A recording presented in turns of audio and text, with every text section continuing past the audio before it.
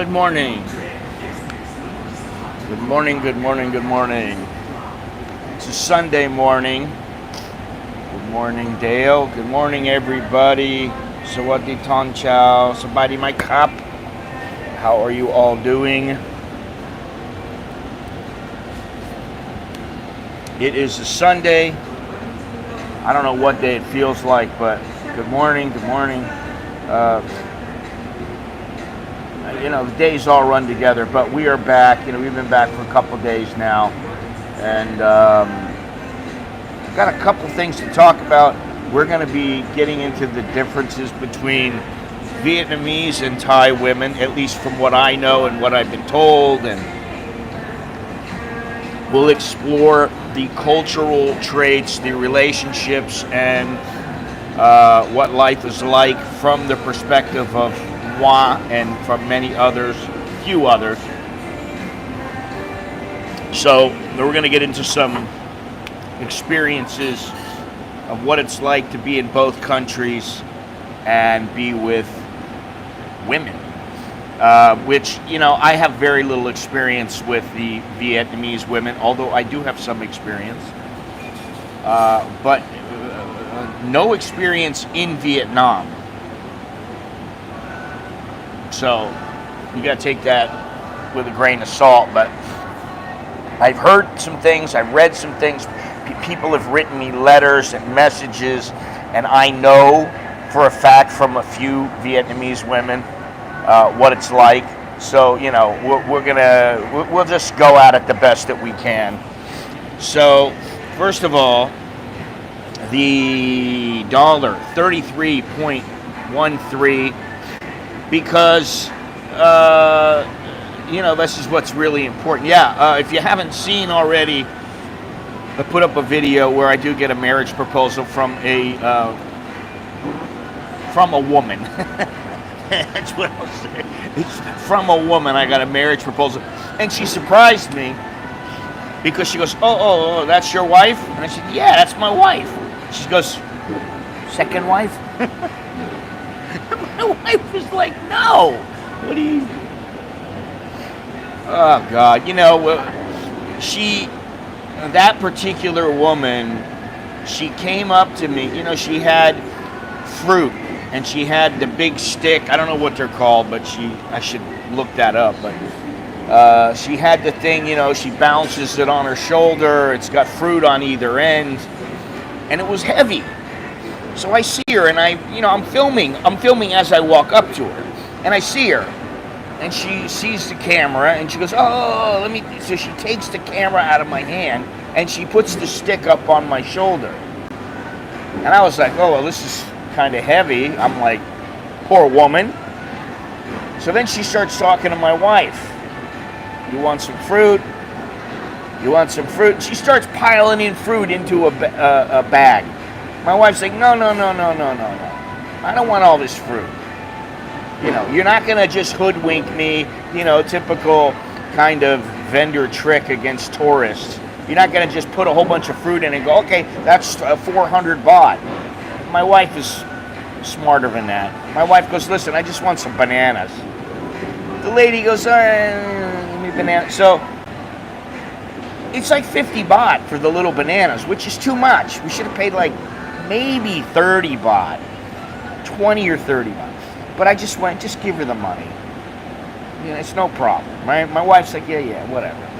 My wife gives her like 100,000, and the lady's like, here you go, here's 20,000. My wife goes, no, what are you doing? No. And then I don't know what she tried to do, and my wife goes, no, and she goes to this one. She got her correct change, and then the lady goes, oh, you marry with me or something like that. You be my second wife? I'm like going, God, no. I'm sorry, you couldn't pay me to marry you. But she was a hard-working lady, very hard-working. And I feel bad for them that's what they do. She's got to go out there and lug that fruit around. I feel bad for any people who tend to be a little older and they got to go out and really do hard labor, which is what she was doing. I mean, that thing was heavy, man. She put it on my shoulder. I was like, damn. She's got to walk around with this all day. Maybe she just stands where she was all day, and you know that was it. I don't know, but anyway, like I said, the dollar is 33.13. It's pretty stable now, around. It might even be 33.15 right now, but 33.15 around there. 33.225. It's really stabilized for now. So we'll see what happens. The temperature is 79 degrees, high of 87, low of 76, and the feel like temperature is 80 degrees, which is funny because the temperature is 79. Humidity, 88% humidity. 47 on the air quality index, and you know, I'll just say this, nothing beats being by the beach, and you know, that time at Da Nang, the time we spent there, I don't know what the air quality was, maybe it wasn't that much better, but the wind passing through made it better, the breeze, and so I liked it. But anyway, and it is going to be raining. There's an 85% chance of rain today. It just poured yesterday. It's going to pour today. It's very sunny out right now, but in the afternoon, I suspect in the afternoon it's going to get very nasty. It's going to be rainy, and you know, that's how it goes here. You know, what are you going to do? All right, let me straighten this out here a little bit. Isn't it often more humid in the morning and gets less as the day progresses? Well, yes, but then if it's raining, you know, it's just muggy and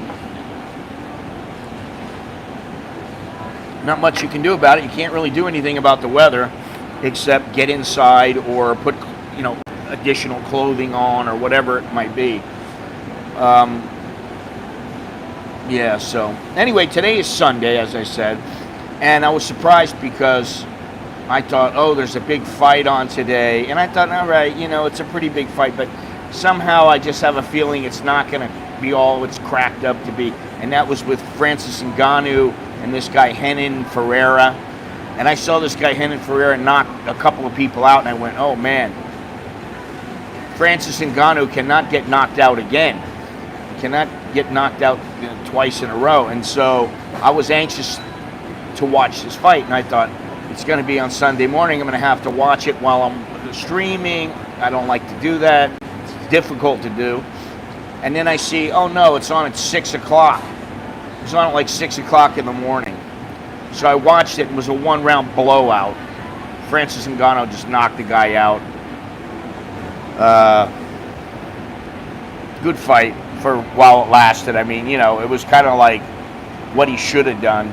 So, let's see. Okay, so well, first of all, before we get started, do me a favor. If you can remember, if you like this stream, click the thumbs up button, smash the thumbs up button, subscribe, hit the notification bell, and then look down in the description, and there's a number of ways you can help out, whether it's just following me on social media or whatever. But if you're on a TV, understand there is super chat, there is super thanks, there is Patreon, there is the Cash App, there is Buy Me a Coffee. There's all kinds of ways that you can help. So any help would be appreciated. So I got a couple of news articles that I want to get into before I get into this comparing Vietnamese and Thai women. The first one is about the suspension of the TM6 form and the ETA electronic travel authorization. Basically, it's going to happen. Now they're trying to figure out, will retirees need to do this also? And I'm like, why? This is for people without a visa. So I don't know what the deal is, but supposedly they're going to integrate the collection of the 300 baht fee, or the 150 baht if you're doing it overland, they're going to integrate this into this ETA, which I'm going, okay, well, I'm not a tourist, so why do I have to pay it? I don't know what's going to happen, and we'll see about that. But man, sometimes the government and what's going on is just a mess. I don't even want to talk about the tax system, which they keep saying, oh, this is what's happening, this is what's going to happen, you're going to have to do this, you're going to have to do that. Meanwhile, the government hasn't said anything. Nothing's been finalized. The government hasn't said anything. Maybe one guy in a department says, oh yeah, this might happen, that might happen, but nothing's been finalized. And I think it's just a big mess. The weed is a mess. They've already screwed that up just by saying we're going to repeal the law. This ETA thing, what do you need the ETA for? Really, why? They already have, they track you every which way but Sunday. You come in, they know where you are. And, you can lie about where you are, but if they find out, then, you can get in a bit of trouble, right? So, this ETA thing, I don't know what the deal is. And then, the tax thing, I just, when they say, Scott, go get your taxpayer ID number because you must have it, or you're going to have to do it with your visa, or you're going to, whatever it may be, your stay of extension, then I'm going to believe it. Until then, I'm just like, whatever. I'm not going to believe anything they say. I'm just sitting back, enjoying life. And that's the thing here. They say a lot of things, and it always is, let's throw our ideas on the wall. Let's see what sticks. And then if it does stick, maybe we'll implement it. But guess what? Some of it doesn't stick, so that the government just, to me, it's just a cluster. You know what I mean? It's just a mess. So that's something else. And then here's this thing here. Now this happened a couple of days ago, but the yellow line and pink line have been having some problems on the BTS, which worries me because I take the yellow line. I did take it all the time, but I have not been going many places other than Suratani, Vietnam. Going to Waitani is, I don't take the BTS, but the yellow line and the pink line have sections of the rail that have fallen and damaged vehicles, so they're still trying to fix it. And it says they're testing the redesigned guide wheel system in-house and is now fitted on the yellow line train and one pink line train for further testing, a process which requires about 3 months to finish. There's 42 pink line trains, 30 yellow line trains. So it's 5 to 6 kilometers approximately of track that they need to figure out. You think about how many people travel. I understand things happen, but you would think they would do all their testing before the masses of people started traveling on the train. That's one thing. The other thing is that, and I haven't talked about this in a while, but the line, I don't even know what color it is. Orange. Hell if I know. Let me see here. I should find out.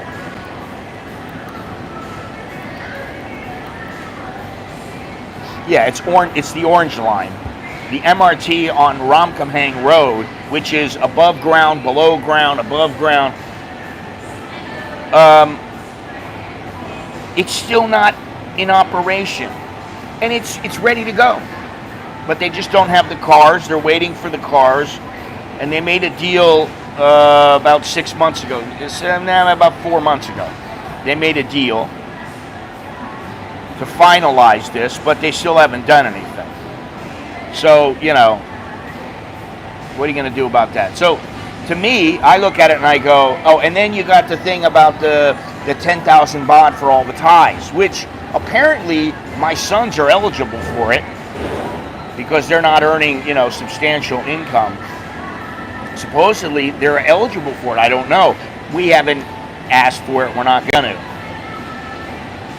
But there is some concern. People are saying, oh, well, if you don't continue with this, then we're going to be pissed off. They did a poll, and you know, they expect the government to do what they say, which is give us our 10,000 baht worth of whatever it is. So that's something else here. Now, finally, gold hits a Thai record high, 43,000 baht per baht weight. It was 42,400. Now it's 43,000, which is crazy because when I first came here, it was 4,800 baht, and then it leveled out at about 52 to 5,400. 5,400 baht. Now imagine if I had bought about 25 baht of gold when it was 5,000 baht or 4,800 or whatever, 5,200 baht, and now it's 43,000. 37,000 baht times, you know, 25 baht. I would have made a bundle of money for doing nothing, for just waiting. So yeah, there's that. And I think that's about it for the news. Let's see here. What is this here? Yeah, that's it. That's it. Oh, congestion. Now this is a big deal as far as I see it. Congestion charge plan for Bangkok. As is in many cities. And it's going to take some getting used to. The government plans to impose a congestion charge of 40 to 50 baht on motorists who enter inner Bangkok streets to raise money to subsidize a flat 20 baht fare policy for all electric rail lines in Greater Bangkok. Now, obviously this has not been passed, but it says the congestion charge could be imposed on streets where there are electric rail lines such as Ratchadapisak, Silom, and Sukhumvit, which are used by 700,000 vehicles daily. So that means anytime you go to Sukhumvit, anytime you go to Ratchada, anytime you go to Silom, what was the other one here? Sukhumvit, Silom, Ratchada, you may have to pay 40 to 50 baht just to be able to drive through there. Now you think 40 to 50 baht to go through there, then 40 to 50 baht to come back. Supposedly it's going to make more people use mass transportation. They want to reduce the number of vehicles on the street to 600,000 a day. And it says, and here's the thing, the government should be able to collect about 10 billion baht a year in fees. It seems to me that the government is constantly worried about making money. It needs to think about what it can do for the people. And the thing is that what happens with mass transit is the people who want to use it, people like me, we go to the, whatever it may be, the BTS, MRT, the canal taxis, whatever it is, and we use them. The people who don't want to use them drive their cars. Now, I know a lot of people, they got cars they probably don't have to drive, but they drive because they want to. They like having the freedom to say, on my way home, I'm going to stop at this place. I don't want to go there. I'm going to go over here instead. They like that freedom. Now, maybe 100 baht a day, 80 baht a day will make them change their mind. I don't know. But they are considering this. Let's see here. Oh, now, you see, here's the thing, and this is what a lot of these Thai entities do. They hire a consultancy. They put together a group, an organization of people that supposedly they need to consult with to study the plan. It says with details available by mid-2025. Congestion charge could also encourage motorists to use public transport systems and reduce air pollution in Bangkok. I don't really think this is a bad thing. I just think it's going to be tough to implement. You know, Thais are very resistant to change. It says the 20 baht flat fare has been used on parts of the line of parts of the red line and purple line since 2023, which both of them I rarely use. The purple I use a little bit. At present, fares range from 14 baht to 62 baht, depending on the railway operator and travel distance. So that's something else that might happen. Got all these things happening. They're all pending. That's what they are. They're pending. Oh yeah, we got this in the works, we got that in the works, and maybe one of them will happen. I don't think they're going to repeal the weed law. They're not going to, I just don't think they'll do that. And I have my doubts as to whether or not they're going to make everybody pay taxes from the United States and from all over the world. I have my doubts. Because they know that what's going to happen is in the long run, they're going to lose money. People are going to go, fuck this, I'm not coming here. Why should you come and stay in Thailand if you have to continue to pay taxes when you're already paying taxes back home? Now, I'm not going to pay taxes, but that's just my own, that's just the way I roll. Alrighty, let me see here. Let's just go on. Let's get into this Thai women and Vietnamese women thing here. And I'll tell you what, I got a couple of comments. And I got an email, and these kind of made me think, do I really know the differences? And I kind of did. Just from my rather limited experience, which is maybe 4 or 5 Vietnamese women when I was younger. And this is a long time ago. So maybe they've changed, I don't know. But, you know, I was talking to a guy. He was the manager of the hotel.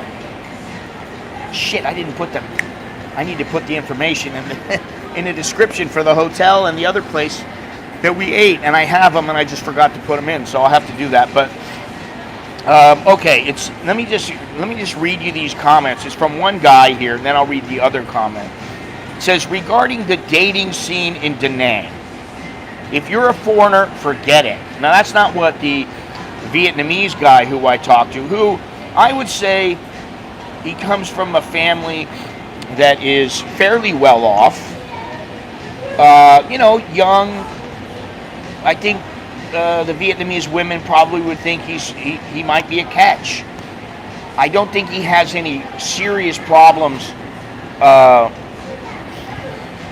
finding women to be with. I do think that he's been looking for someone that he really wants to stay with for a long time.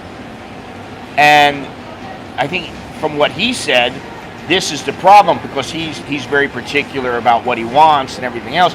But he did say, in the north, very difficult for foreigners to hook up. And what the Vietnamese society thinks is, if you're up in the north, you're in northern Vietnam, and you're looking for a Vietnamese woman, and you find one, supposedly other Vietnamese think that you have no options with Vietnamese men. Like, you can't land a man from Vietnam. So that's why you're with foreigners. Now, from Da Nang or further south and down to Ho Chi Minh, it's not like that. They have a much more open way of thinking. They're less conservative than in the north. And they're not quite as traditional, whereas, you know, like in the north, it's Viets stick with Viets. So let me just read this. If you're a foreigner, forget it for the dating scene in Da Nang. There's virtually no opportunity for foreigners to date local girls in Da Nang. That's not what I heard, but okay, I could see it a little bit, just because it seems like it's a tourist area and there's not that many foreigners living there. But I would say, if you're a foreigner who has a pulse, you're decent looking, you take care of yourself, you got some money, anything's possible. I wouldn't go there specifically to look for a Vietnamese woman. knowing that your chances are fairly low there. First, Viet girls in Da Nang don't have much interest in foreigners for dating. Much different in Saigon and even the beach city of Nha Trang. Also, keep in mind that Da Nang locals are much more similar to Hanoi people than Saigon, and I did hear that. South of Da Nang, things are much better for Westerners in general. I view Da Nang as a neutral city as far as Westerners, but no dating scene or opportunities there. That could be. That's not what the Viet guy said. He said there are opportunities, but I don't know. I don't know what where his perspective comes from.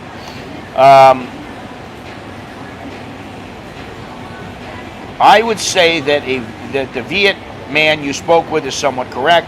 I would also say it's generally true, and even more so in Thailand. Note, the Viet girls generally want foreign boyfriends and husbands because it's very trendy now. Well, to me, a marriage is not something you go by because it's a trend. To me, that's kind of stupid of them. Oh, I'm going to get myself a husband that's white because it's trendy.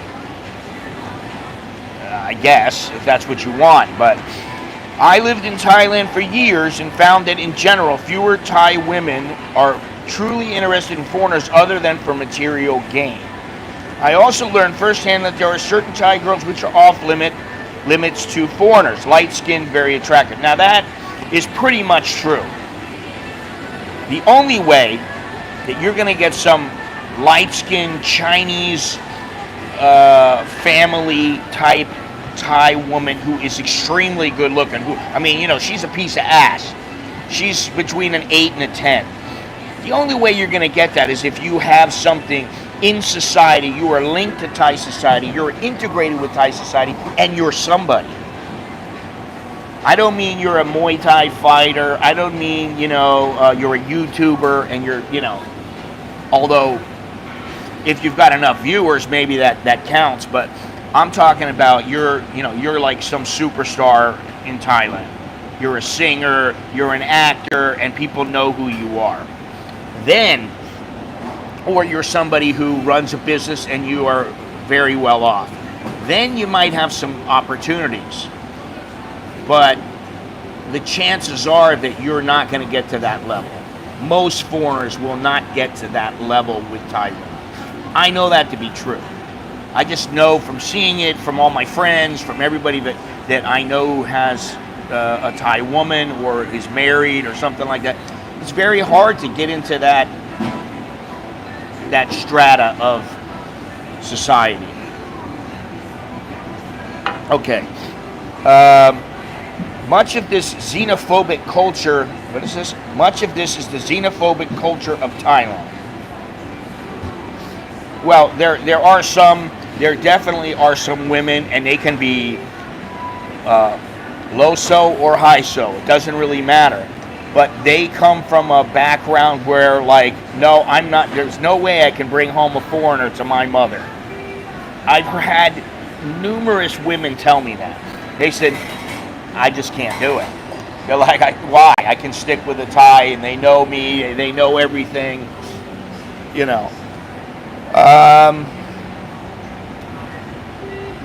I would say the xenophobia and racism in Vietnam is maybe only 1/20th of that in Thailand. Now, from what I've seen, I think about who is more racist, Thais or Vietnamese.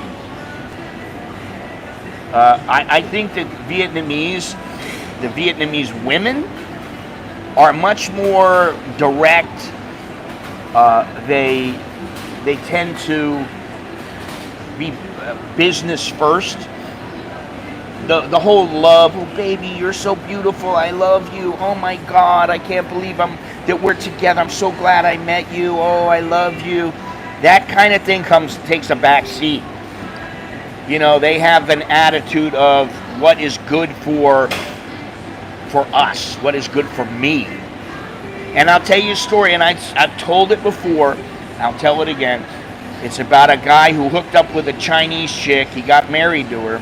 He was just some guy selling t-shirts, like New Jersey or somewhere like that, on the boardwalk there. And he He made about 100 grand, and that's what he did. He sold T-shirts. He bought cheap T-shirts. Then he put had them silk screened and everything like that. Then he went down there and he had them sold on the boardwalk.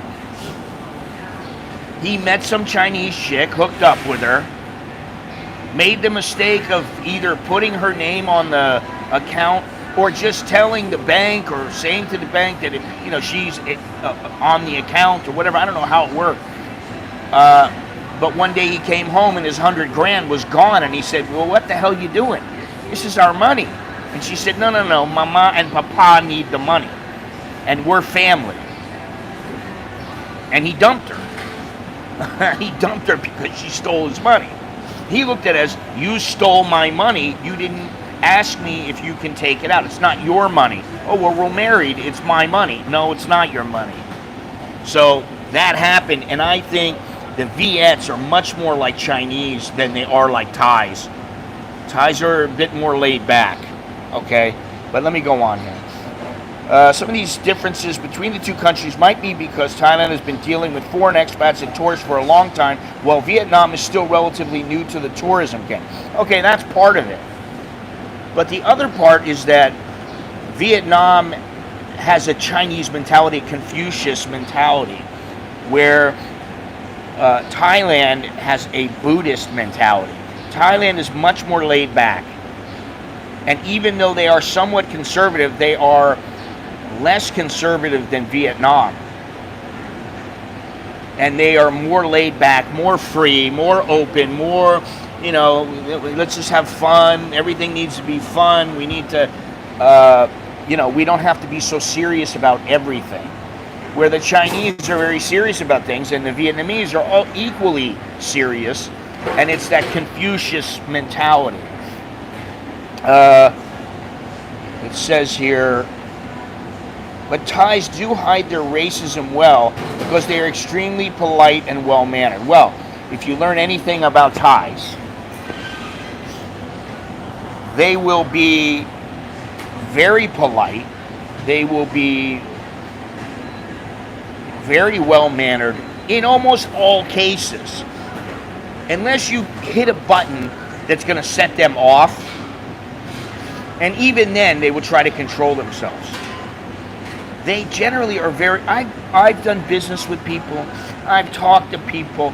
And they've been, oh, yes, Scott. Oh, yes, sir. Yes. Oh, don't worry. Okay, cop. And then they fucked me. One guy in boxing, I was doing the records. He told me, oh, yeah, these fights all happen. Everything happened. Don't worry. You can trust me. I said, I really don't trust you. Oh, please, you must understand me. Before that was something different. This is true. Oh, they all happen. And I researched everything. He was lying through his teeth. He lied through me with a straight face. That's what they do. Now, I'm not saying all Thais do this. Not by any means. But in general, they can do that. And, really, Vietnamese, they're much more business-like. They'll just be direct with you and tell you how it is. If you don't like it, too bad. And that goes with women also. Vietnamese, not so much. This would make a great discussion. Well, the racism between both countries, let's just face it. If you got a girl and she's into men at all, she probably wants to be with her own type of man, which means Thais want to be with Thais, Vietnamese want to be with Vietnamese. Now, I'm not saying it can't happen where they hook up with other people, obviously. I'm married to one. It happens. Things happen. Some are just curious. They're just like, listen, I know I don't like, I know I don't particularly like what I see in some Thai men. That's how some women are. Now, some women say they don't like the Thai men, but actually what it is the Thai men who they like and are at the level that they think they should be. It's just like with Western society. The men don't want them. It's just like in America where you got some woman going, oh, the guy that I want, he's got to make $1 million a year. And she's a pig. And you're going, wait a minute, what do you have that you're going to give this guy? Oh, well, I have my body, I have my life, I'm going to be so good to him, he won't even, well, everybody can be good to somebody. That's a dime a dozen. So you got to think outside the box. Thai women prefer Thai, and they go with Farang. Well, here's the thing. Okay. And I've talked to, when it comes to Thais, I've talked to a lot of Thai women about why they're with the person they're with. Now, women always go with men, and smart women generally are thinking about how are we going to live in the future? What can this guy do for me? What kind of life are we going to have? How am I going to learn from him? That's what they think. So, it may not be as cut and dry as, does he have a fat bank account? Some Thai women will go, you know, I think things will be good with this guy. And that's all they think. And then they start thinking, okay, so we need this, we need that, we need a variety of things. Can he help me get all these things? Whereas with Vietnamese, I think it's a much more cut and dry. It's much more about the business aspect of the relationship and less about, you know, like in Western society, a lot of women who are not gold diggers, who are not just out for men for their money, then they are, you know, let's say, face it, when you're, say, 20 years old, a lot of women are not thinking, well, does this guy got a big bank account? I mean, some of them are, but in America, a lot of women, when they're 20 years old, they meet some guy 21, oh, he's so cute, oh, he's so sweet, oh, I like him, and then, you know, they start sleeping with him, and everything's great, and, you know, and so that's the thing. No, I don't think it's Western women. You cannot say that, because it's not all Western women. There's a lot of skanks out there. There's a lot of Instagram hoes out there. There's a lot of women like that, or who they think they're like that. You look online, you can find a guy going, how much does your guy have to make? And she's a pig. She's pushing 250 or 200 pounds. She's a big woman. And she's going, oh, I've got to have, you know, 200,000 a year. And it's like, well, what do you make? 20,000? You know, so what do you got to offer, honey? You know, it's just ridiculous. I'm not talking about Chinese today. We're talking about Vietnamese and Thais. Is it hard for Western women dating in Thailand? You can't even say most Western women. Some Western women. You have to, if you're going to say these things, you have to use the correct terminology.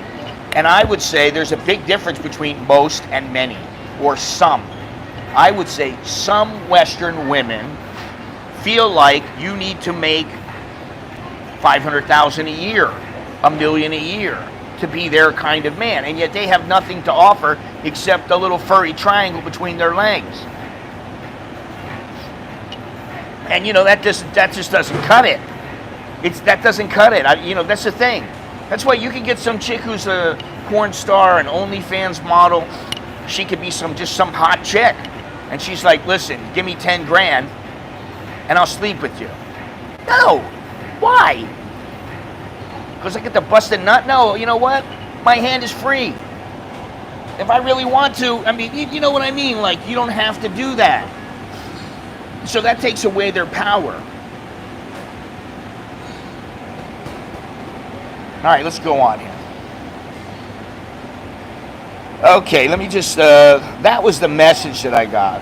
And I thought that was pretty good. Now, he sent me another one. I think that was him. And I'm going to write this. But this comes from a particular subscriber that I know very well. And he got a message about dating in Thailand, Vietnam versus Thailand. He says, I would be lying if I said my only intention of coming to Thailand or Vietnam was business or travel. And I'm not a liar. Okay. I look at it a little bit different now. I look at, like, if you're going to go to Thailand or Vietnam, the women are the icing on the cake. It's always nice when you go back to your room. You got some sweet little chick. She's very nice to you. You get along. And she's keeping you warm at night, so to speak. But that's not the only reason, because quite honestly, I mean, you know, it's nice to have somebody with you, of course. But that is not the only reason to come to Thailand or Vietnam. So I don't think he's saying that, though. In fact, maybe 25% of the reasons for travel are romantic relationships. Maybe. I think that's an assumption. And 99% of our customers bring up the subject, even the ladies. Okay, I don't know what he's talking about there, but okay. As you know, I was in Vietnam recently, as was I, and I just want to share some of my experiences dating over there over the last 5 years. This will be a comparison between Thailand and Vietnam. In Vietnam, you're going to be using Tinder, Bumble, and Badoo. In Thailand, all of the above plus Thai friendly. Now, here's the thing. If I were single, I don't know that I would use those because I have never used them in my life. And I think in some ways, I know it may be slower, but you use those to have a little fun and to find somebody that you really connect with, that you want to be with, if by chance you want to be with them. Just do it in person. That's always been my experience. Now, I don't know because things change, but I just don't like the apps. To me, it's not good. Not the best decisions. Now he says, you will have less ladyboys in Vietnam. I agree. Maybe 10 times less. Well, what I'll say about this is that when I'm in Thailand, I see ladyboys everywhere. In Vietnam, I don't think I saw one. Maybe one. I'm not sure. I think it was one, maybe. And it was he or whatever it was walking by me on the street. And I just kind of noticed it. And I wasn't even sure. So, yeah, there's a lot less ladyboys here, but that's not necessarily a bad thing. It's actually very hard to come across one if that's what you are into. Thailand is more famous for well-disguised ladyboys. It's very hard to tell until it's too late. I don't think that it's all that difficult to tell. If you're in the know and you're smart about it and you take the time to get to know them a little bit. Sometimes you can tell just by their voice. So, you know. What is this? Primary reason for Thailand are nature, beaches, and cultures, to include the Buddhist way of living. Then comes women. Sawadi, sawadi, sawadi, sawadi, sawadi. Okay. So, you know, let's just take things a little bit slowly here, but I don't think the majority of people are going to Vietnam because they want to hook up with a ladyboy. And I think the majority of people, only a small percentage, come to Thailand because they're like, oh, I got to get myself a ladyboy. It's the minority. Both Thailand and Vietnam have very beautiful women, but to be honest, there's a higher percentage of purely beautiful women in Vietnam. Part of the reason is that Vietnamese just dress very well, go to the gym often, and are more conscious of their feminine nature. I don't know that that's it, to be honest. I honestly think that Vietnamese women are probably, on the whole, better looking than Thais. I also think that a lot of Vietnamese women have breasts, whereas in Thailand, some of them don't really have breasts, or they have very small breasts. And, you know, it's all about what you're into. I mean, I like Thai women because, and I always have liked Thai women because of their nature, the way they are. If you get a good one and you have a nice one, when they're nice, they're extremely nice. They know how to be. They have something about them. that je ne sais quoi. And when it comes down to the Vietnamese women, and I know I could be wrong here, but to me the Vietnamese are less emotional than Thais, and that can be very, very good, or it can be very bad. In the case of Thais, if they're too emotional, that's obviously not very good. But if they're just a little emotional, they're just like a woman, you know, they're not so focused on the business, focused on, you know, what are we going to do with our life? How are we going to be? Are we going to be okay? And they're not just, you know, grinding into the ground with everything you do. You know, I mean, listen, I personally think it's wherever you are, that's the woman that you're going to hook up with. If you live in Brazil for a length of time, you'll probably hook up with a Brazilian chick. If you live in Vietnam for, say, 10 years, you're probably going to hook up with a Vietnamese chick. If you're in Thailand, you'll probably hook up with a Thai chick. Despite what their differences are, they have a lot of similarities. Morality, okay. Women in Vietnam are more outwardly conservative. That's true. But when the curtains are drawn and the kimono is open, it's all the same. Women in Thailand are more open and friendly from the start, while Vietnamese women need to warm up. I think Thai women need to warm up too. And what I have always said is that with Thai women, they're like a flower. You see the flower, you're like, oh yeah, it's very pretty, it's very nice. And then the more that you get to know them, the more that the flower blooms, opens up, and you start to see the true beauty of it. Not to be too cliche. But I do think that the Vietnamese are more conservative than Thais, and especially the new Thais. Some of the new Thais, I don't know that I want to be with them. You know, I mean, everybody has their own. I think that Thai women don't age well. Very difficult to find an 8 or a 9 who is 40 or over. Buddy, you should go to my gym. There's a lot of 40 and 50-year-olds in that gym that look really good. Now, I don't know if they're 8s or 9s. I don't know. I will say the women in Hanoi were better looking than the women in the South. Better facial symmetry, in my opinion. Yeah. Well, as I said earlier, the women in the north of Vietnam, generally, it's going to be more difficult to hook up with them than the women in the south. Because they are very different cultures. Oh, God.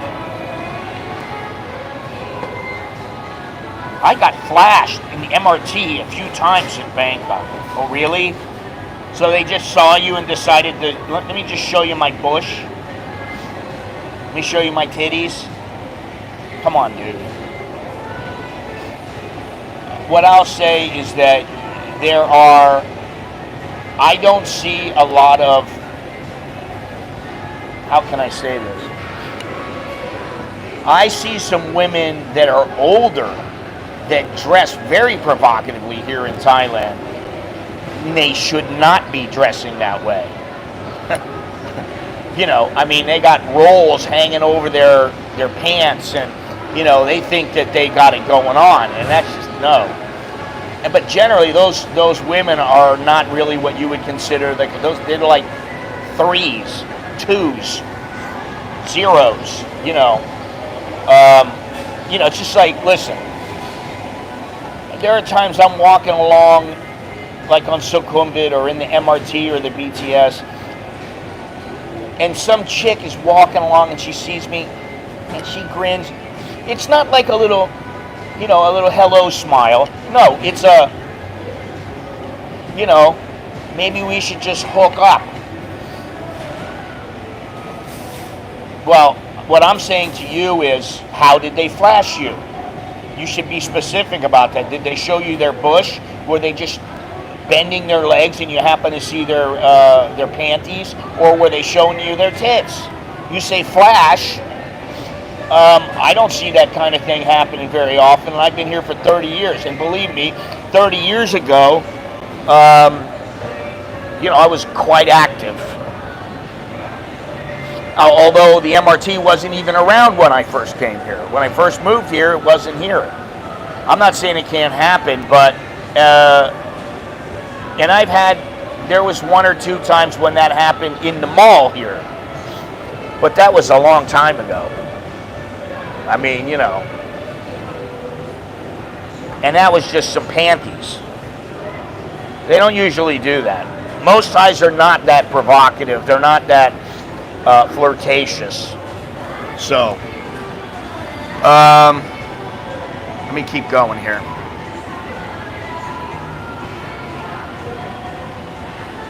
If you are 50 years plus or older, there are a lot of women in the late 30s that are available. Most tend to have a child and are divorced. More or less the same. In Thailand, older women in Vietnam are more attractive than Thailand. Okay. Yeah, I mean, that's probably true because I think their skin is better. I think their teeth are probably better.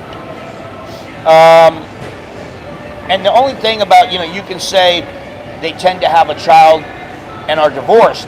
That goes with any culture. In the United States, you got some chick who's, 45, 50 years old. She's got 2 kids. She got a divorce when, 10 years prior. She's been trying to hook up with a guy for 10 years. She hasn't found anybody. Because the thing is a lot of guys don't want that ready-made family. Now that I'm older, if I was young, that's a different story. I would think, okay, there are women out there, and you know what, if they're great looking, maybe somebody made a mistake, maybe something happened, okay, if they got a kid, oh yeah. I didn't think much of it because I didn't think it through, because I was just I was thinking more about, am I going to get laid? But now, and really, once I had kids, I went, wait a minute. The last thing I want is to hook up with somebody and to have to deal with their kids, especially small kids. If it's a woman who's, say, 42 years old and she's got a 20-year-old or something like that, and she's been divorced for 5-10 years, I understand that. Then maybe, he's out of the house. But here in Thailand, things tend to go on for a long time. The women tend to baby their men, the mothers. And I know firsthand because my wife is the same way with our kids. She loves to baby them. She loves to make sure, oh, let me take care of you. Honestly, I think Thai women are the Thai version or the Asian version of a Mama Leone. Like an Italian woman who, that's what she does. She just takes care of everybody. I think that's what Thai women are. Now, to me, the Vietnamese women are much stronger, and I think Thai women are very, very strong, but I think the Vietnamese women, they're the ones who, they basically control the household. What they say goes.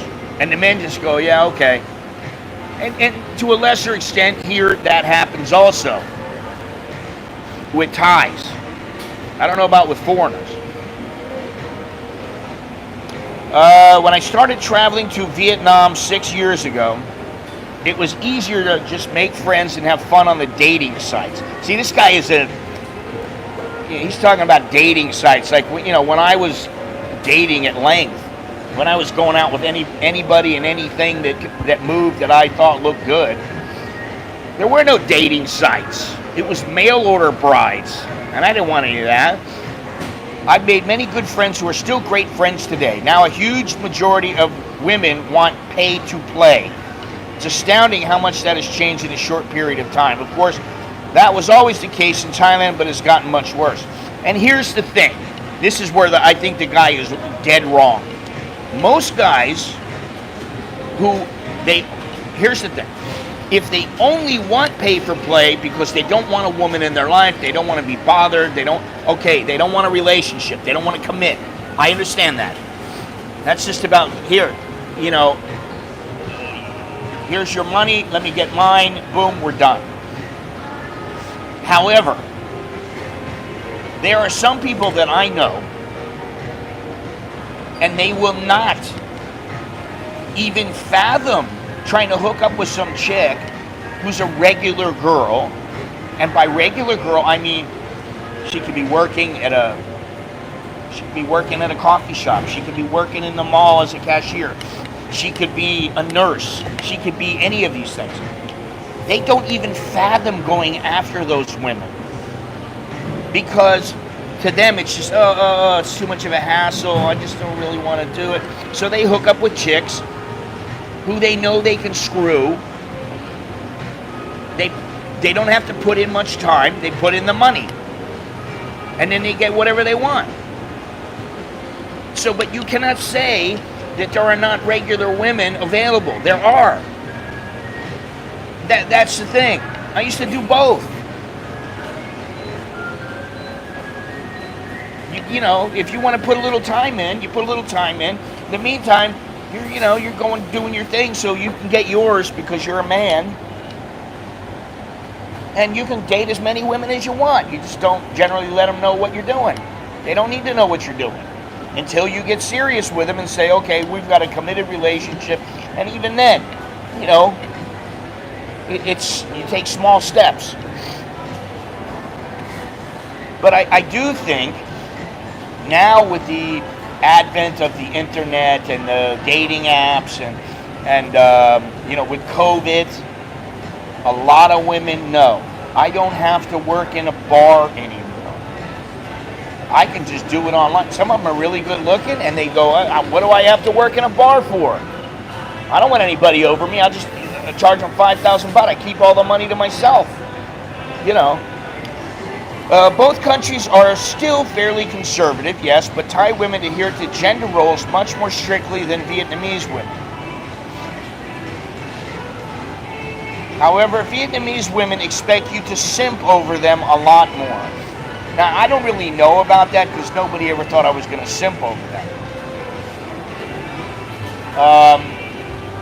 See, to me, I look at it and I go, you know what? A lot of Thai women, they expect you to fawn all over them, to treat them like, they're a princess and all this other kind of shit.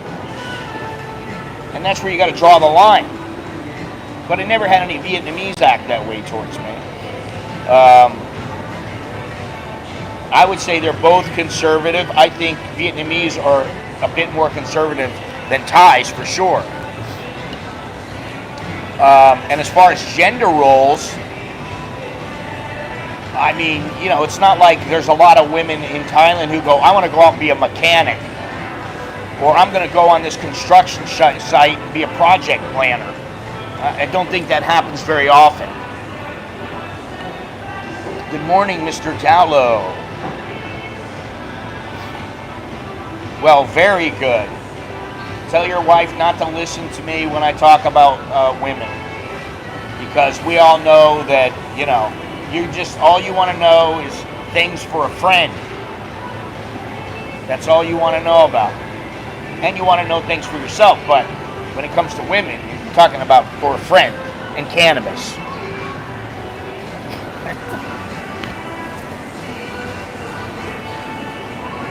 Let me see here. I think the amount of scamming by women in Vietnam is more pervasive.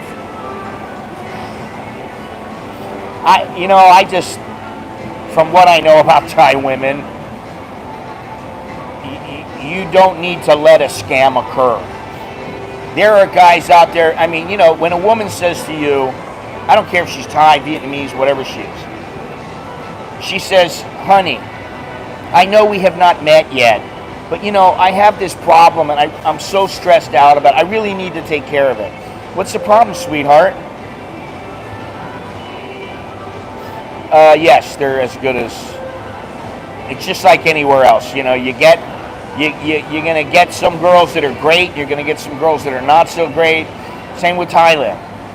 But I would say that the massages I know about and that I went to were a little bit cheaper than here in Thailand. So when it comes to the scams, you let yourself be scammed. You let yourself be scammed. Going in, first of all, Only you can open your wallet. Only you can take out the money and pay her. Only you can, send a QR payment to her. You're the only one who can, give her your credit card and go, okay, baby, go ahead, charge up that $2,000. It's only you. And if you don't know the woman, you haven't met her, what are you going to give her money for? There's absolutely no reason to give her money. So you don't need to be scammed. And I know that there are several different ways you can be scammed, but you ought to know this as being a man.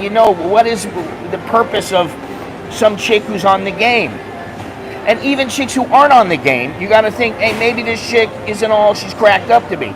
How many times have you met a woman and you go, oh, she's so great, she's so wonderful, she's so beautiful, and then a month goes by and you go, well, God, I didn't expect her to be such a bitch in that situation.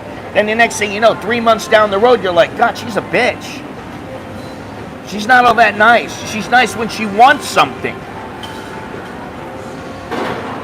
You got to think about these things.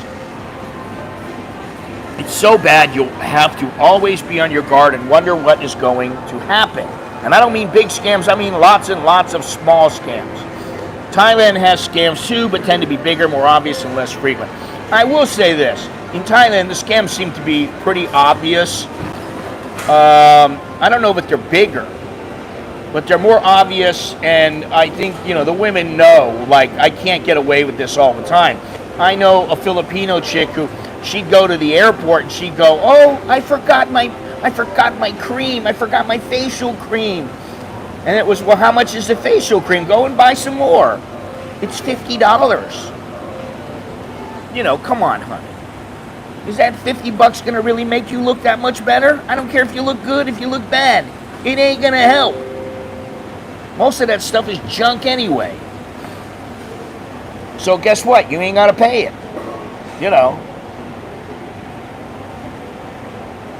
And from what I found out, the women complain they are scammed by men a lot. Well, that could be true. I don't know.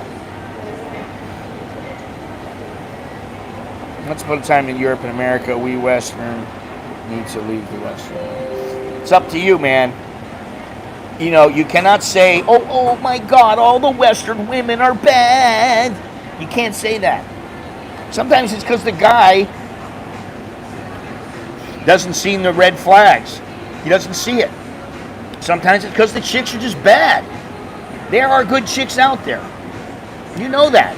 There are good chicks in America. They may be harder to find, and some of them might be quite delusional. I mean, listen, I see these guys online asking the girl, what do you think, what do you want in a man? Oh, he should be tall, he should be handsome, he should have dark hair, big hands, like 6'4". Really, how much should he make? Oh, I don't know, $250,000 a year. And the chick is a dog. And you're like, wait a minute, you get a guy like that, that guy, maybe he'd bang her because he's a pig, he just wants to screw everything that moves. But he's going to look at her and he's going, I don't want you. What do I want you long term for? Oh, because you're very nice. Yeah, that's it. I don't understand those. Okay. Be really careful out there, guys. Some of the most beautiful women in the world are from Thailand and Vietnam. Listen, it doesn't matter where the hell you are. I don't care where you are. There are beautiful women in Thailand. There are beautiful women in Vietnam. There are beautiful women in the Philippines. There are beautiful women in America. There are beautiful women from Brazil, from Mexico, from everywhere. There are beautiful women out there. Just be smart. Don't just think, oh, I'm going to screw her and everything's going to be great. We're going to have a relationship. No. That's not how it is. Especially some chicks some chicks are cut and dry, man. Oh, yeah, you got in there. I let you get in there. Now I got to get mine. You better pay up. You better buy me that diamond bracelet I wanted, Keep your wits about you. That goes, this goes anywhere. This is not just about Thailand and Vietnam. If you're interested in spending time in Thailand or Vietnam, okay, I can help you. I can help you. Just send me an email.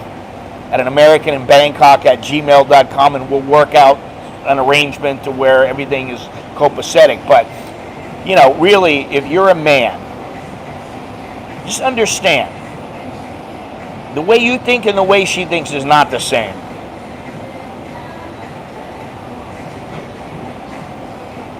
And, you know, something else here. This is my 30th year. 30th year in Thailand. In 2 more years, I've been here half my life. Now, I see these guys going, I've been here 8 years, I know what I'm talking about. Yeah, you probably do. After 8 years, you should know. After 10 years, you should know. And somebody told me something a couple years ago. They said, you've probably forgotten more than most guys know. And I thought, well, yeah, maybe, you know, I don't know. And I never thought that. But, you know, recently I think to myself, God, what was that place that I went to? And I have forgotten more. I've forgotten a lot of things. And, you know, sometimes it takes some energy to drum up what I want to think about. But, you know, I mean, like all this stuff, to me, is second nature now. I like Asia. You know, there's part of me that I want to explore Europe. Maybe South America a little bit. Maybe Ecuador or something like that, you know. But there are good women in America that are available. They just weigh 250 pounds. No, we're not just talking about those. There are more than just 250-pound women. And I think it was the average woman is 5 foot, what is it, 5'6" and 180 pounds or something like that. Let me write it out again. Hang on.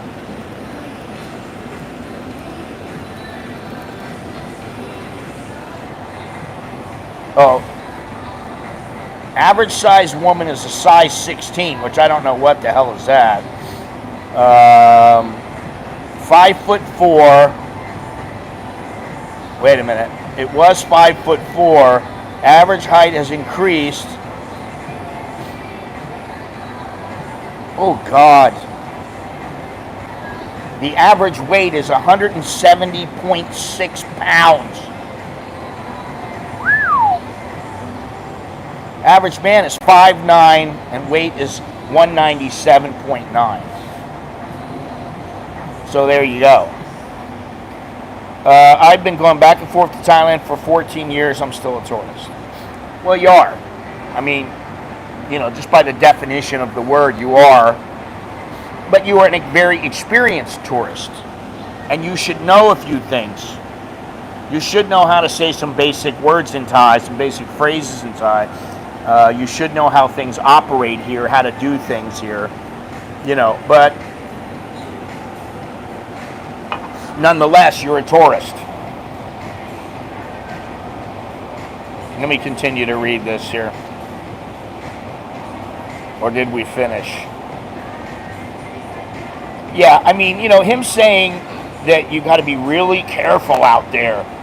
No, you know what? It's not really, I look at it in a little bit different way. It's not that you have to be like, oh my God, I'm going to be on my guard. I've got to be so careful because I don't know what these girls are going to do. No, you just have to set boundaries. You need to have boundaries. What is it? Rules, limitations, and boundaries. It's like a dog. I hate to put it that way, but that's, you know, rules, limitations, and boundaries. You know, it's like, hey, you know, I forgot my money. Do you have, you know, 100 baht? Yeah, sure, no problem. I forgot my money. Do you have 5,000 baht to pay for this? No, I don't. Sorry. You know. Depends on where you live in the States. Austin is much different than San Antonio. I know, but you're generalizing, and I know that there are generalizations that they matter.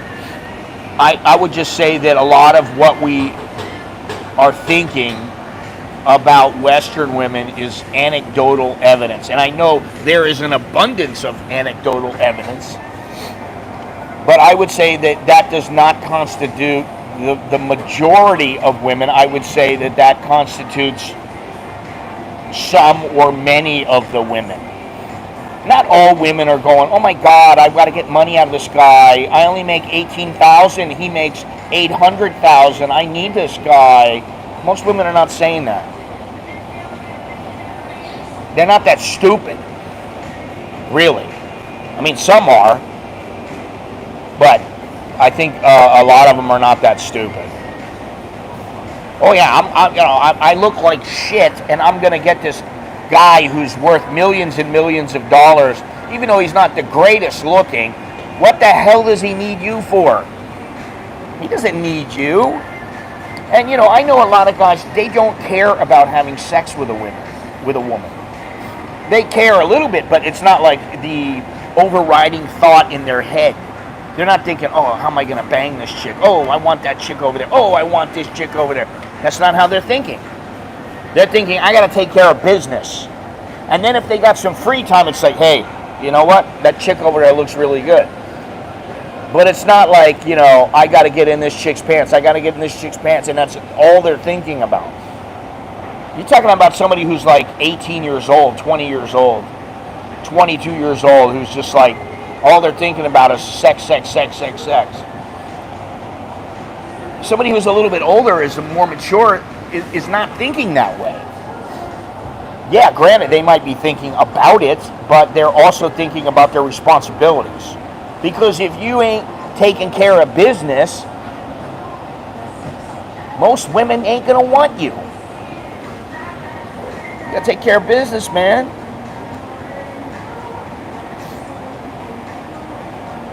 Now, as far as the scams thing goes, I mean, I've seen all kinds of scams in Thailand and in Cambodia and in Vietnam and Myanmar and all these places. But, I don't remember exactly how it worked, but there was the formula scam in Cambodia, where you bought formula for this baby, and I don't even remember how it worked because I almost got taken. This is probably 15, 20 years ago. But, as far as getting scammed by women,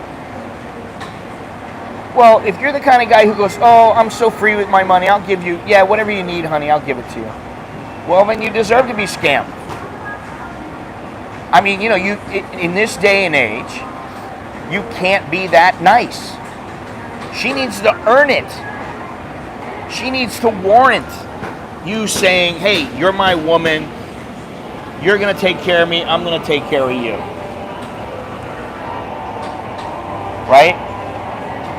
Must be 9:45 right now. Yes, it is. It's 9:44, and every day I hear this song at 9:44. Every time I'm here. So, those are a few of the differences and similarities between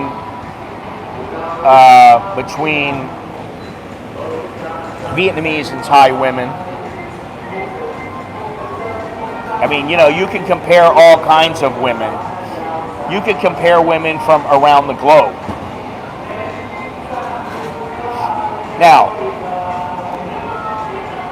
I mean, I just know from all the women that I've seen. I've seen women from Montana that were smoking hot. I've seen women from Miami that were smoking hot. I've seen women from California smoking hot. I've seen women from New York that were smoking hot. I've seen women from Guyana that were smoking hot. Colombia, Nicaragua, Panama, Vietnam, Cambodia. There's great looking women everywhere. And all you have to do you don't have to be this, alpha male, big stud. No, honey, I'm not doing that, baby. You can't get that out of me. That's not the way I roll. You don't have to be like that. You just have to have your rules, limitations, and boundaries. You need to have boundaries. That's what you need to do.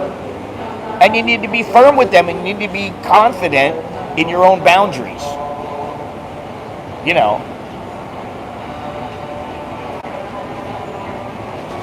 I can't afford to be scammed. I'm still paying off that Harbor Bridge in Sydney. I bought I got some swampland in Florida that I got to pay off. Until then, the girls are going to have to wait. You know, I mean, what is this? Oh my God, another one. Or maybe this is, what's his name? MGTOW.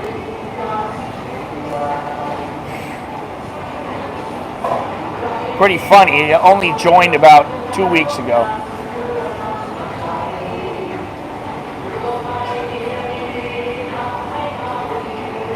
Yeah, but I'm married, first of all. I'm married. I don't really care about women. Don't. You can get a gorgeous woman, and my wife could be sitting right there, and I would just go, yeah, she's gorgeous. That doesn't mean I want to be with her. Listen, it's like from jumping from one frying pan to the next. You're going to have a different set of problems.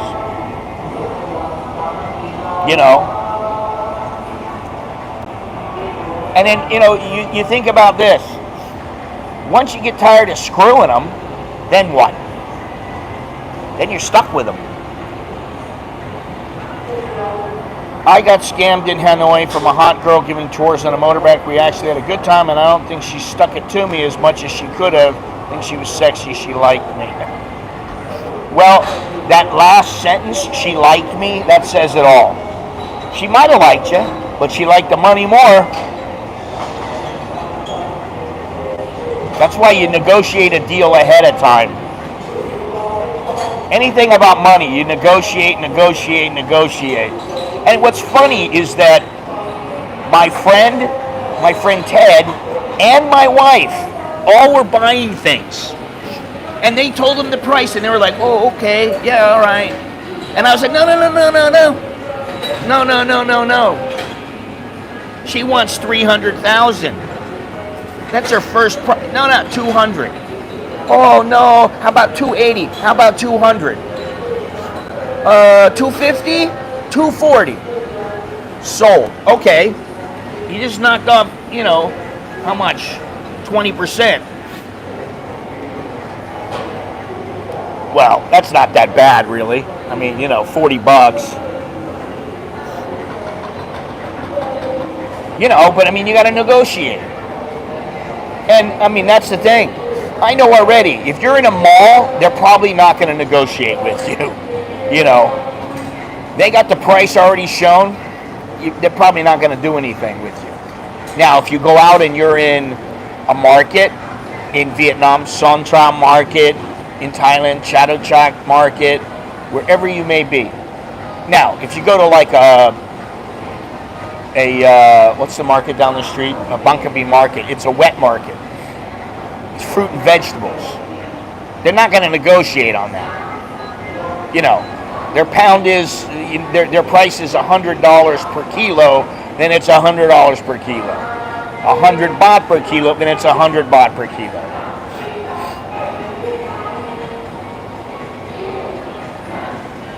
Yeah, I mean, sometimes you can get away with stuff and you just go, this is fuck all, it's not much money, I'm not worried about it. And honestly, you know, like I said, my wife paid too much for the bananas with the lady.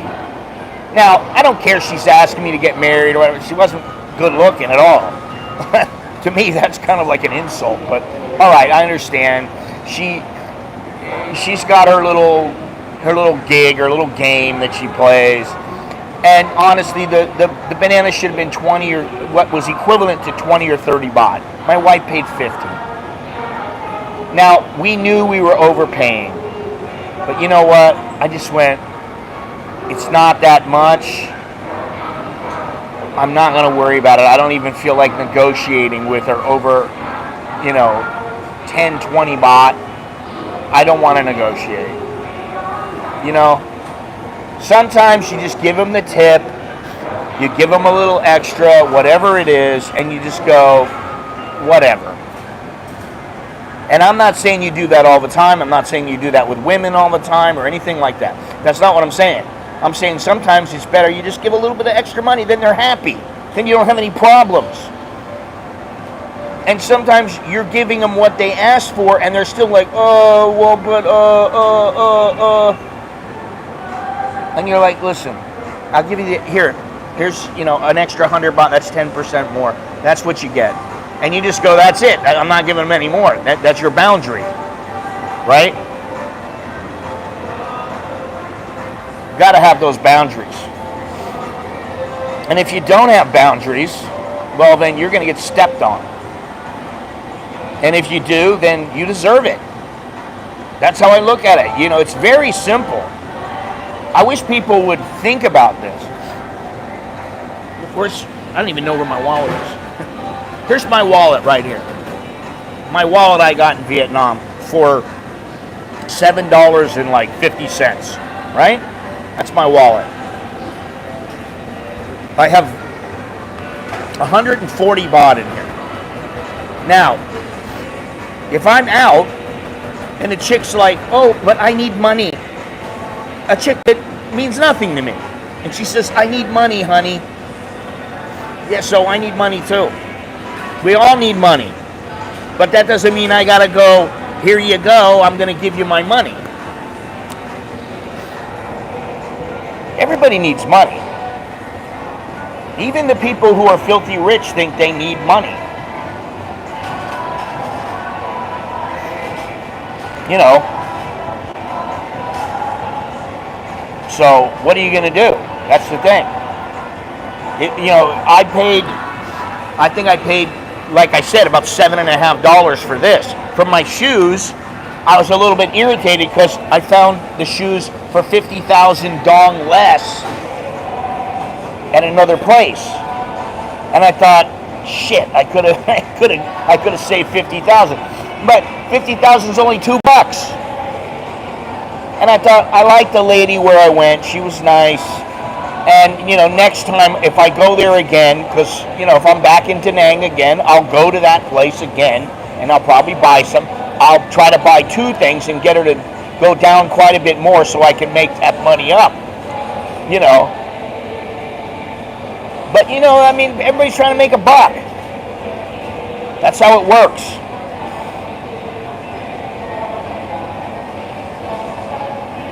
All right, I'm going to say this because we're coming towards the end of the stream. Do me a favor, smash the like button, hit the join, subscribe, hit the notification bell, go down in the description, use the Cash App, become a sponsor on YouTube. You can be a sponsor for as little as $1.99. Buy me a coffee, get an American in Bangkok merchandise, become a Patreon patron. Get one of my books on my website at anamericaninbangkok.com, or you can get it from Amazon, or you can get some other things from Amazon, and I make a little bit, and you pay nothing extra, which is great. Use Wise to make your transfers. I love Wise. I really do like Wise a lot, but I'll tell you what, I do feel good to have my card that's linked to my bank account again, my debit card. Like Visa, I think it's a MasterCard debit. I feel good about it because you know what? I don't have to transfer the money from the bank. Yeah, it's a Visa, sorry. I don't have to transfer the money from the bank now. As long as a place takes credit cards, what does it matter? The other day I thought to myself, shit, I don't have any cash. And I thought, well, I could use the QR. And then I went, wait a minute. I got my ATM card, my ATM debit card in America. I thought, wow, I can go shopping here and I don't have to use my Thai bank account. Boom. Put it right on the card. Very easy. So, I like that. Now, it looks like in about 5 minutes, well, they haven't even lined up yet. They should be lining up any minute. They're going to line up and they're going to let everybody in. Now, there's one other thing I wanted to look at here. There's something else here. Vietnamese women are heavily influenced by Confucian values. Vietnamese society traditionally emphasizes hierarchy, respect for elders, which that is a thing in Thailand. People do respect elders. Family duty, also in Thailand, and a strong sense of discipline. Not so much on the discipline. Vietnamese women are often seen as more conservative in behavior, focusing on modesty, family, and tradition. Education is highly valued, and there is a notable expectation for women to be hardworking and dedicated to both family and career. Thai women are influenced by Buddhism, and there is a greater sense of Mai Pan Rai, the idea of letting things go, being carefree. It's so funny because there is that aspect, and it's very important in Thai society. However, I've met many women who are very serious about their careers and about their money, and yet they tell me, don't be too serious. Ya serious na, which means don't be too serious. So they're saying on one thing, it's a contradiction. Thai women are often seen as warm, polite, and more relaxed, with a focus on maintaining harmony and avoiding confrontation. While family is important, there may be more flexibility in societal expectations, especially in urban areas like Bangkok. And I can tell you that my wife avoids confrontation at any cost. If I ask her a question, it's a confrontational question, she just will act like she didn't hear it, and I'll say, hey, we need to talk about this. And then we'll talk about it. But most of the time, she doesn't want any confrontation. She's like, well, what do we have to talk about that for? All we're doing is making a problem. And she's right, so. Let's see here. In Vietnam, family is central, and women are often expected to be deeply involved in household responsibilities. Marriage is seen as a serious commitment, and Vietnamese women may prioritize family values and be more reserved in romantic relationships. Thank you very much, Dowlow. Give him a like. Choke D to you. Choke T, Joke D. Thank you very much. Khap Kun. Appreciate it. Now let's see here. In Thailand, women have a more liberal approach, especially in cities where gender roles are less rigid than in rural areas. While family is still important, Thai women might be more independent and socially active, often engaging in business or professional careers while balancing family life. That's my wife. She's independent. So am I. We're very independent. However, when we have some free time, we generally come together. So we have to balance everything. Vietnamese women tend to be more traditional when it comes to dating and relationships. It's common for women to expect a partner to show stability, long-term commitment, and financial responsibility. Romantic gestures can lean toward the traditional side with an emphasis on loyalty and family approval. Thai women can vary widely in their approach to relationships depending on their background, rural versus urban. In urban settings, women may have a more open, westernized outlook on dating. However, in rural Thailand, traditional roles may still dominate, with women being expected to prioritize their families and follow more conservative dating customs. If you think about the difference between people out working on the farm and people in the city here, much different. Now let's see here. Here we go. There's the girl, and over to the left here, they're all standing at the door, saluting to everyone who comes in. And now the masses begin to come into the mall now. There we go. Here we go. All right, everybody's coming in now. Thank you, appreciate it. Yeah, nice to see you. How you doing? All right, hey. Lovely of you to join us. Yes, good to see you.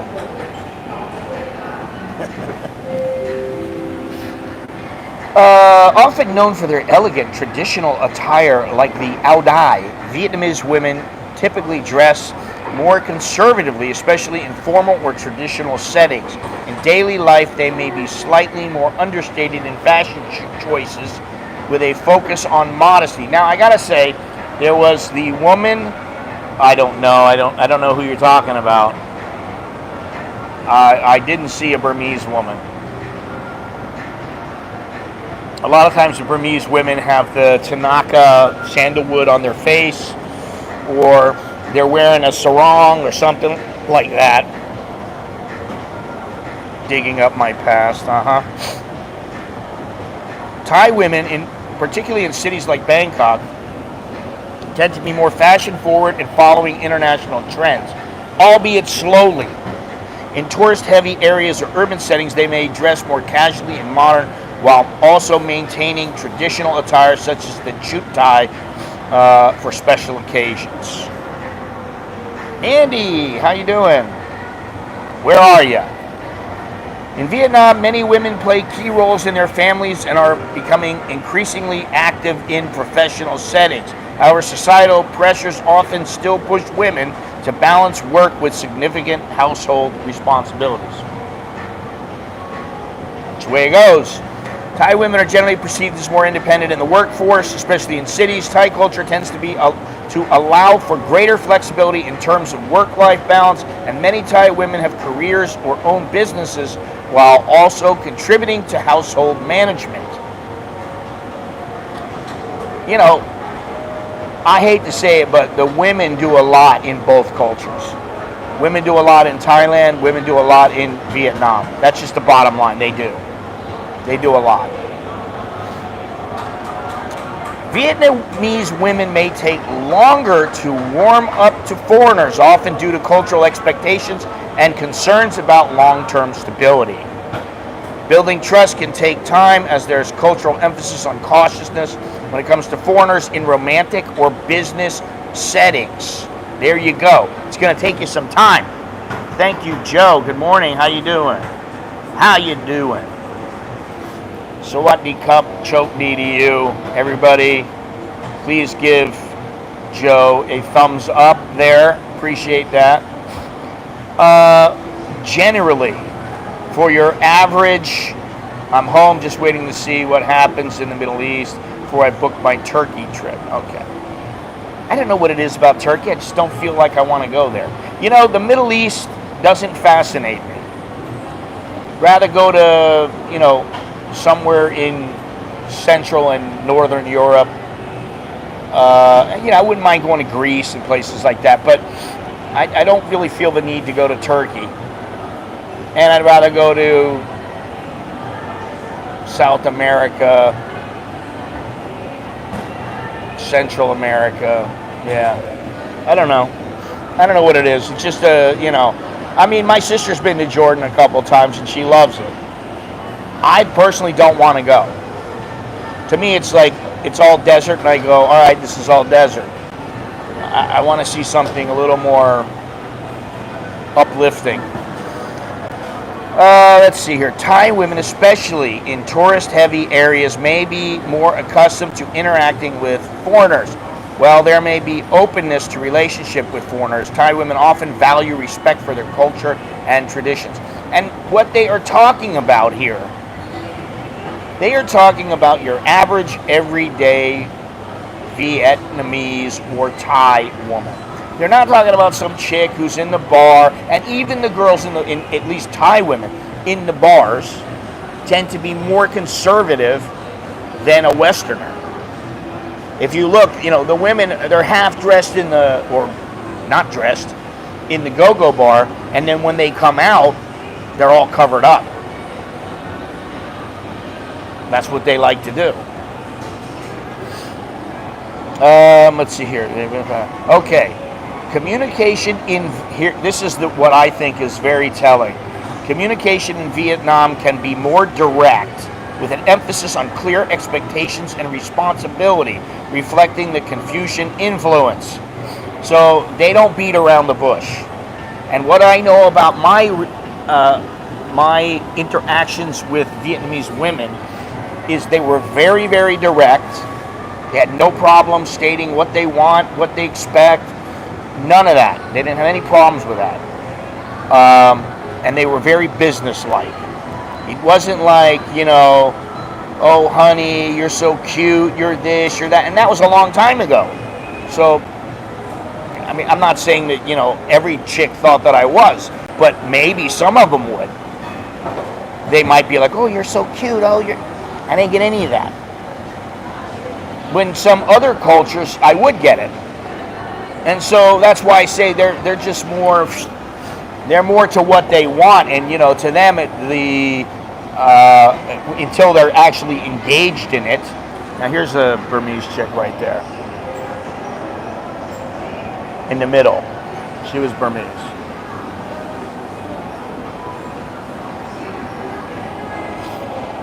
Once they get started, that's a different story. Then we're talking about, it's on.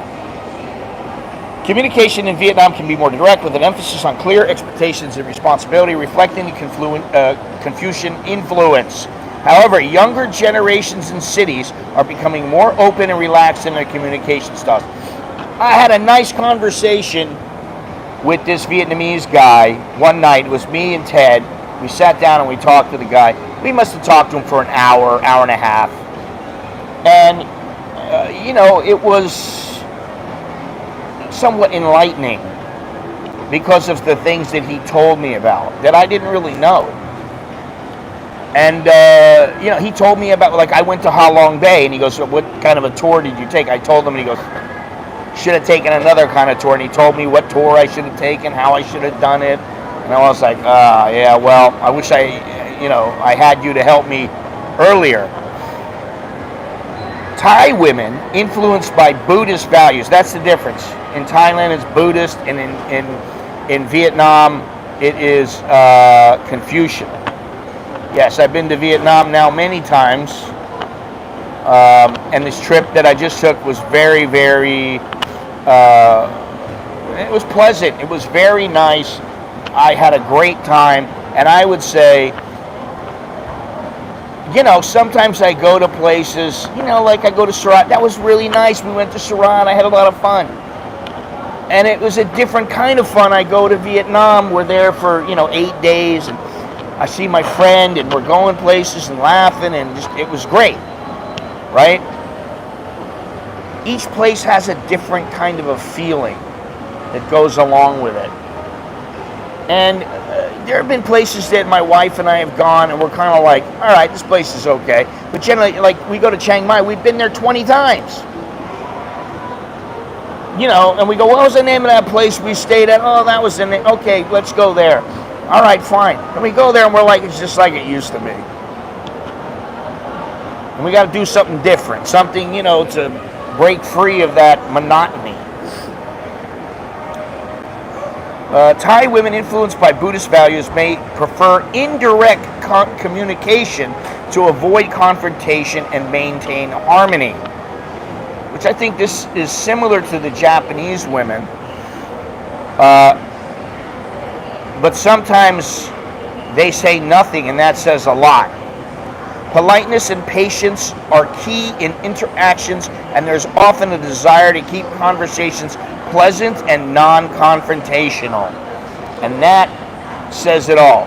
If you can't say something nice, don't say it at all. That's kind of what they subscribe to.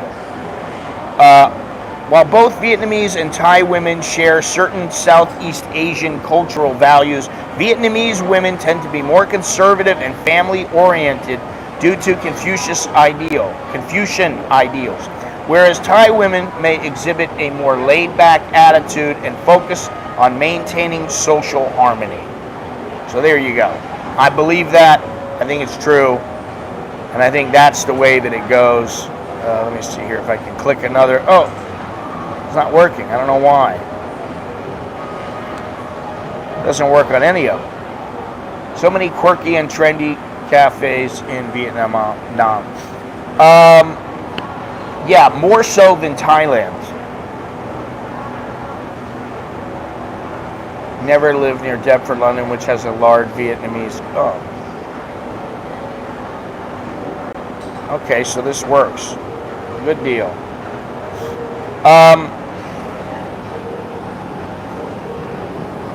There are so many cafes, and in fact, I need to put the name of a place.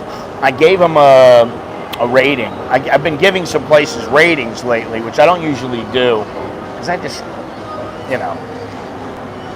But they were so good that I felt like I needed to. I found both Thai and Vietnamese in these countries to be very authentic and curious, at least from my experience. Yeah, I mean, I believe that, I believe that. I do.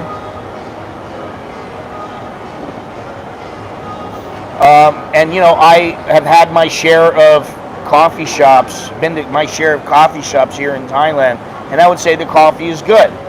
I would say the coffee in Vietnamese is better on the whole. It's better, and there are more coffee shops. I couldn't believe it. I went walking with my friend Ted. We went to a coffee shop, big coffee shop. It was where we streamed from on my birthday. Okay, we went to that place. 2 stories high, big place, very popular. We walk out, and he's like, "Oh, I need something to eat." I said, "Okay." So we turned right, and we were walking towards somewhere where we could eat, where he could eat.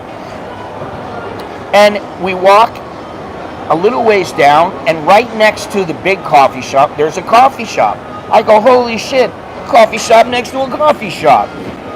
We walk a little bit further, then there's another coffee shop next to that coffee shop. So there were 3 coffee shops right next to each other. And I'm thinking to myself, how often does this happen? And then there's like a coffee shop across the street and down a little bit. And we ended up going in this place where he just had an appetizer. And then, that tied him over until we were going to have some seafood or whatever else we had. I don't remember. So, it was very interesting. It was an interesting time. And I had my doubts about the coffee scene in Da Nang.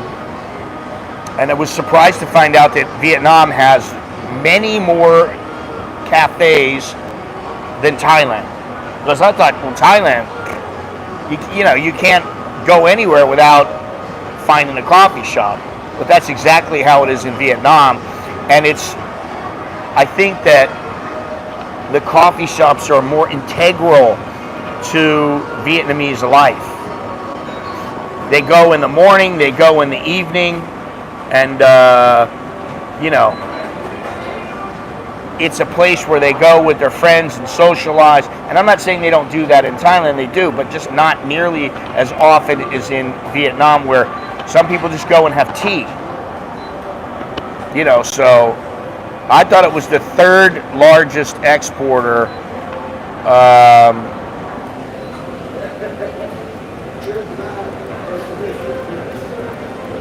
I didn't think it was 2nd. Oh, it's the 2nd largest, okay. That was of 2021, 2022. No, 2nd. For Robusta coffee globally, following Brazil. I thought it was 3rd, but okay, so it's 2nd. So there you go.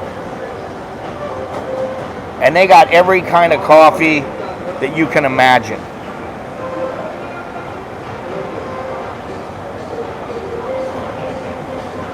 I saw Blue Mountain there. I saw all kinds of different coffees. But I always hesitate to buy the coffee because I'm like, I can always get coffee here. If I want, I can get Blue Mountain coffee here, which is from Jamaica. If I really want, I can get it here, but I have to look for it. That's all. So I try not to buy too many coffees. Although I should say my wife, on one of the trips, she went to Vietnam and she went without me. She came back, she brought me a kilo of Vietnamese coffee, and I went through that. Daniel, he hasn't been on in a while, but he gave me like a kilo of coffee, and Cyrus gave me like a kilo of coffee. 2 kilos of coffee, and I've just about gone through all of it now. I probably have a can left. Like a 250, 350 gram can of the coffee left, which, coffee gets a little old, whatever, but I got to use it up, so, Yeah, I know. And they're second behind Brazil. So very interesting, but,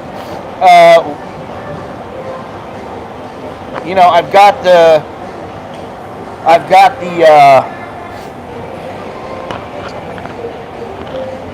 the video up right now, dinner, dessert, and a marriage proposal. That's just a little teaser kind of about some of the things we did, and but I have some other places where we went to eat, some coffee shops, but also I have the French Village that we went to, and I streamed from there, but I also got a lot of footage. And then what else did we do? We went to the beach. They don't have 7-Elevens. There's only one KFC in Da Nang that I saw. There are no Burger Kings. There are no McDonald's. So, you know.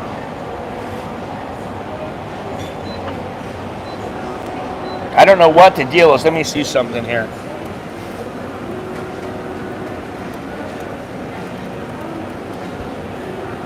Oh, there are in Ho Chi Minh, Hanoi.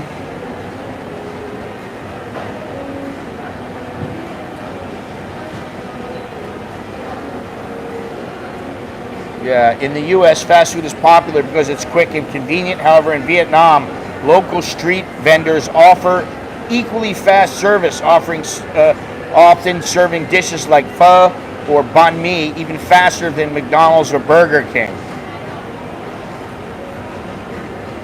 25 stores, 25 McDonald's in Vietnam.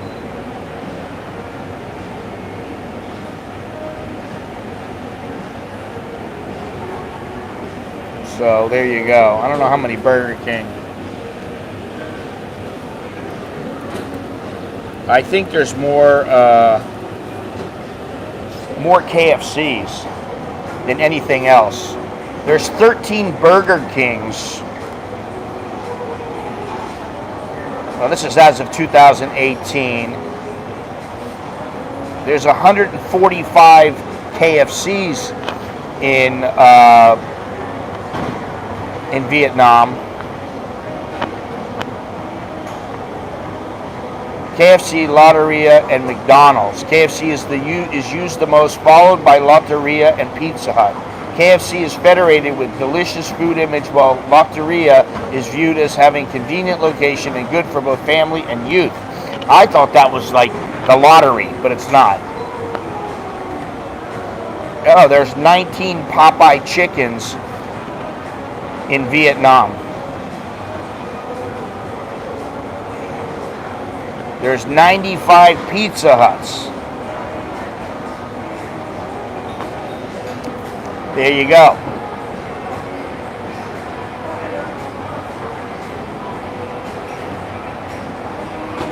So, that gives you a better idea. There was an In-N-Out. In-N-Out came to, hang on a second, let me see here. When was it?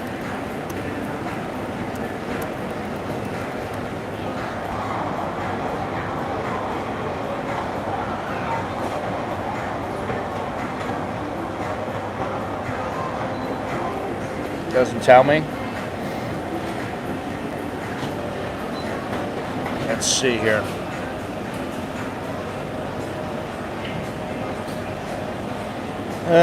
Okay, yes. This was almost, well, this was 2 years ago. I was there in Ho Chi Minh. Saigonese wait for hours to get In-N-Out burgers. This is October 12th, 2022. So 2 years ago. An In-N-Out pop-up restaurant drew a massive crowd of burger lovers after it opened in Saigon's District 1 Wednesday. Though the one-day event was only advertised on Facebook, people flocked to the place waiting for hours to get a taste of the iconic California chain. The pop-up was run from 11 a.m. to 3 p.m., people lining up around 10:30 a.m. There were 300 burgers on offer on a first-come, first-served basis. The event attracted the attention of local food lovers and foreigners. Many locals said it was their first time trying to taste the famed burger. Some people who tried the brand in the U.S. said that they were there driven by nostalgia. Oh, there were no fries. It was just the burgers. And you know what? I missed that. I missed the In-N-Out pop-up. I was looking for it.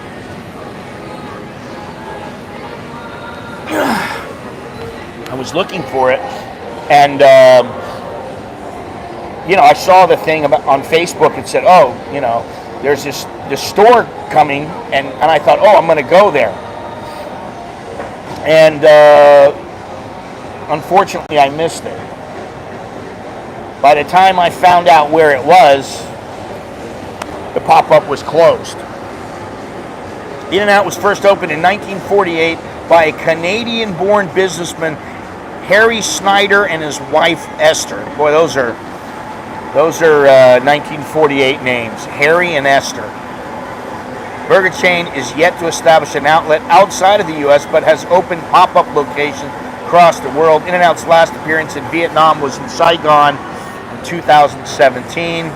I never saw any In-N-Out in Thailand, because if I did, I would probably try to go to it, but maybe I missed it.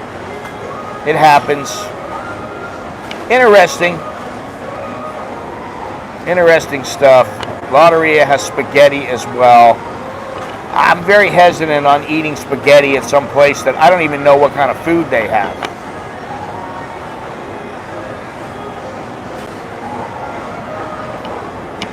Anyway, so, good deal. You got plenty to eat. That's the thing. In Vietnam, you got plenty of food. Thailand, you got plenty of food. And, I used to say, Thai food is my second favorite behind Italian. I would say Vietnamese food in Vietnam is every bit as good as Thai food. Maybe even better at times. But, sometimes Thai food is better. So I consider them to be neck and neck. And they're different. And I think, honestly, that Vietnamese food is less oily and doesn't use as much oil and doesn't fry as many things as they do here. I don't know if I like Vietnamese food better than Thai food, more than Thai food. I don't know. But it's good. It's all good. It's just, it doesn't matter. Listen, we went to a lot of places. In some places we paid like $3 for a really good meal. Some places we paid $5. One place we spent, what was it, 100, it was how many million? 2.5 million, which is 80, it's about $100. $100, and there were 5 of us, so that's $20 a plate. And that was a seafood place, and it was a high-end place. Actually, it was an overpriced place that we went to twice. We had a breakfast there. Good morning, Paul. We had a breakfast there, and it was a tuna poke, which was not really that filling, and it was about almost $8 for the tuna poke. The thing is that if you're gonna have local prices, it should have been a little bit cheaper. And like we had a mixed drink in the evening. And I mean, the mixed drinks, they were $179,000, $189,000, which means they're about $7, $8 for a mixed drink. And the drinks were not strong. They were rather weak. We were like my friend said, they probably put a splash in. That was it. Lots of MSG in Thai and Vietnamese food, I've been told. There's always MSG, but you can opt out of it in some cases. And honestly, I think the Vietnamese is a bit more healthy. I enjoyed watching the Vietnamese streams with Bo and the two boys. Good content. Yeah, I got a lot of food dishes,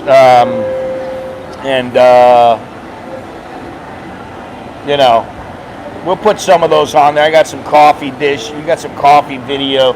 We got video from the French Village. We got video from Sontran Night Market, from the Dragon. We got video from there's all kinds of things. I took too much footage, honestly. Plus, I got footage from Suratani that I haven't even done anything with.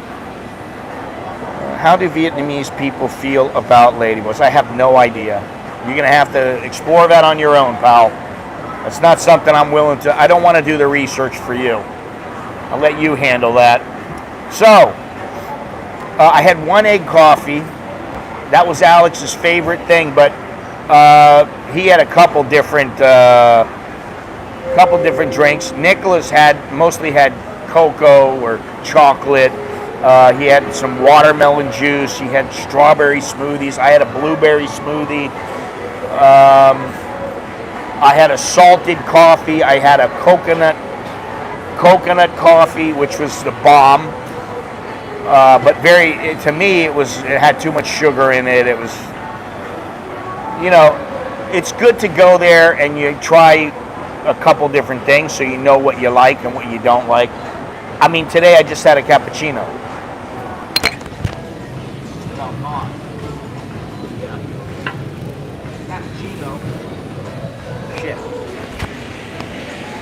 Had a cappuccino, and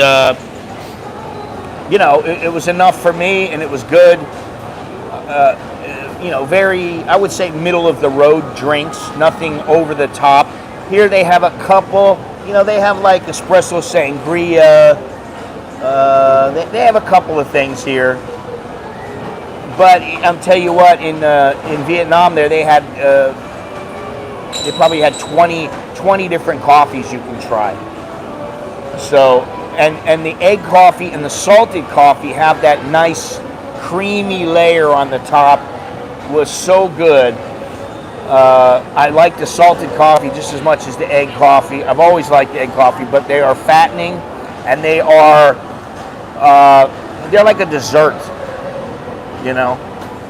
So, anyway, I think that is about it for the day. Thank you, everybody, for joining me. I think I'll be streaming on Tuesday. Yeah, Tuesday. And I think we're going to talk about how in the world have I managed to stay here for... This is my 30th year. How have I managed to stay here this long? Now, you could just say, oh, well, you're married to a Thai. Well, I wasn't always married to a Thai. And I didn't get married for the visa. I didn't say, oh, honey, let's get married, and that way I can stay. That wasn't how it was. In fact, at first she asked me, are you marrying me because you want a visa? I was like, no, I'm not. So, anyway, there you go. Thank you very much. I appreciate it, everybody. Thanks for all the contributions, donations. Thanks for all the comments. I appreciate it. And I will see you next time.